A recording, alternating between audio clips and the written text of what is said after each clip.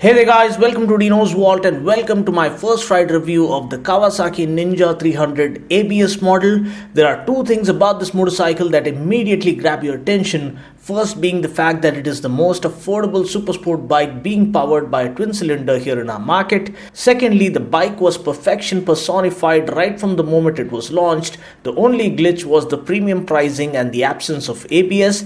Well, the affordability is now taken care of thanks to the new revised price of just rupees 2.98 lakhs ex-showroom, which is unbelievable and completely irresistible. So the second thing everyone was hoping for was the inclusion of ABS, and guess what? Kawasaki have thrown that in as well. It's almost like Marvel and DC joining hands and coming up with an ultimate superhero showdown. So is the new Ninja 300 ABS a flawless bike? Is it the best in segment, or has cost cutting eaten away some of the fun and quality that the super lethal Ninja was known for? Well, let's find out.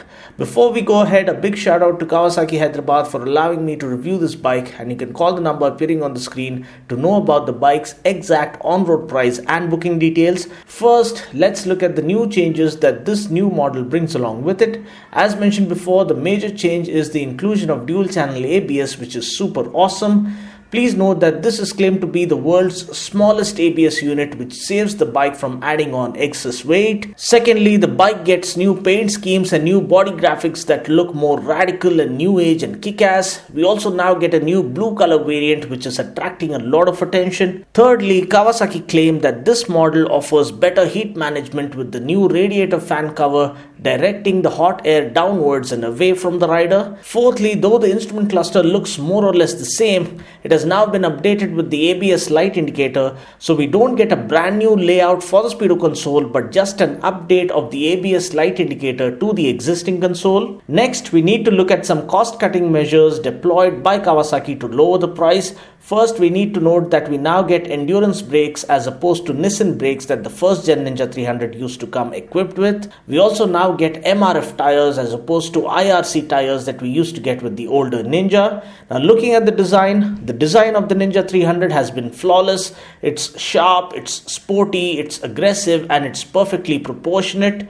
In fact, I personally love the Ninja 300 design more than that of the new Ninja 400. Now, for this new affordable ABS model, we get new age radical looking body graphics that lend the bike a modern and kick-ass look. The dual headlamps look amazing. The side panels look perfectly chiseled. The rear panels are nice and sleek. The exhaust looks great and it sounds even better as you rev the bike harder. The tail lamp comes well encapsulated at the rear and completes what is seemingly the best looking design in the entire segment. Also, the best thing is that there has been no compromise with the overall fit and finish and build quality. The fairing panels are fitted well. There is no clattering even when pushing the bike right up to its limits.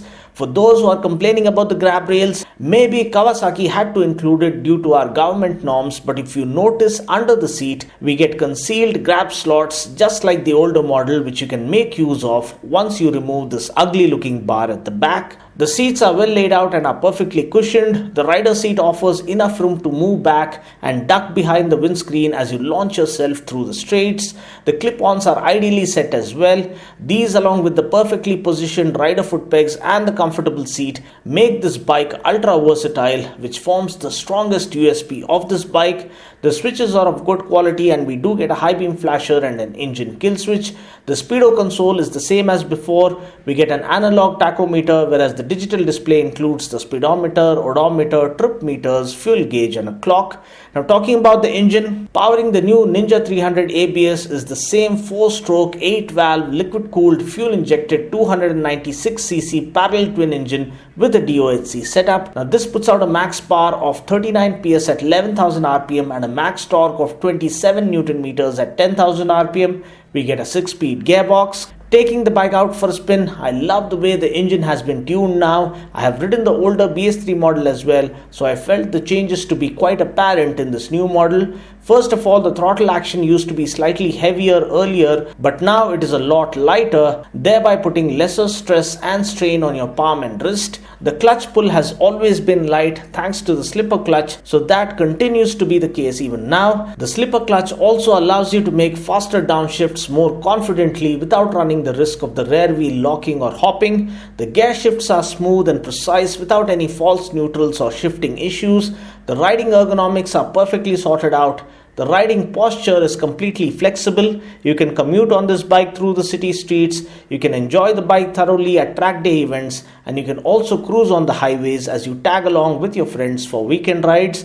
The windshield does its job of fending off the wind blast effectively on highways. We also get a clear idea of the perfectly sorted out aerodynamics of this bike as we duck behind the windscreen and shoot through the empty streets. The bike feels rock solid, it feels planted and certain, thereby giving you complete confidence and control.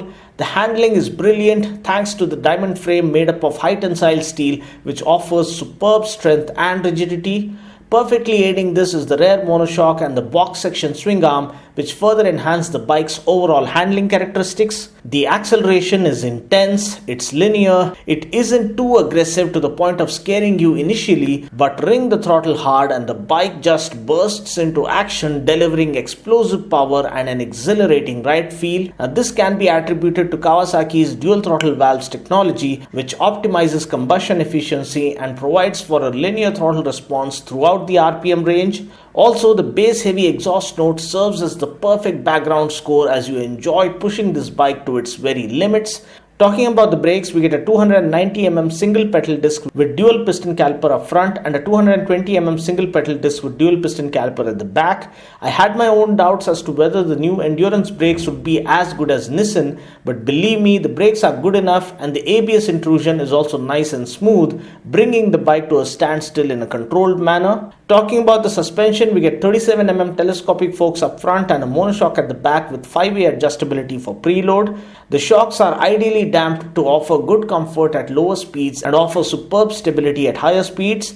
Talking about the tires, we get MRF tires with a 110/70 tire up front and a 140/60 tire at the back. Now, these tires are sufficient for daily use and occasional weekend rides, but if you are more of a track guy who regularly goes to track day events, then you might want to swap them with Metzeler's or Pirelli's.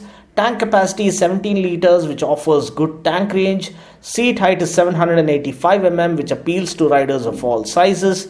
Ground clearance is 135mm, which means you need to be slightly watchful with the speed breakers. Mileage wise, I'm told we can expect anything around 28 to 30 kmpl from this bike under mixed riding conditions, which is great. Talking about the negatives, as mentioned before, because of the lowered price, we have to make some trade-offs with the brakes and the MRF tires. For a layman, this is something you can live with. Secondly, the Speedo doesn't offer a gear position indicator. I really wish Kawasaki includes it with the next upgrade. Thirdly, we only get 37mm front forks. I really wish Kawasaki offers at least 41mm forks because the engine is an absolute firecracker and the 37mm forks don't do justice to allow you to enjoy the full potential of the bike. Well, all this is just nitpicking. The bike is an absolute screamer when it comes to performance, stability, handling and riding pleasure. And the best part is the price. Being priced at Rs 2.98 lakhs ex-showroom, this bike cleverly sits between the single-cylinder supersport bikes like the RC390 and the Apache 310RR and the twin-cylinder bike like the Yamaha R3. So this is what makes the Ninja 300 ABS a cracker of a deal. Well, I guess that's pretty much it for now. I just hope you found this video useful. Until next time, this is Dino saying ciao, take care, God bless and ride safe.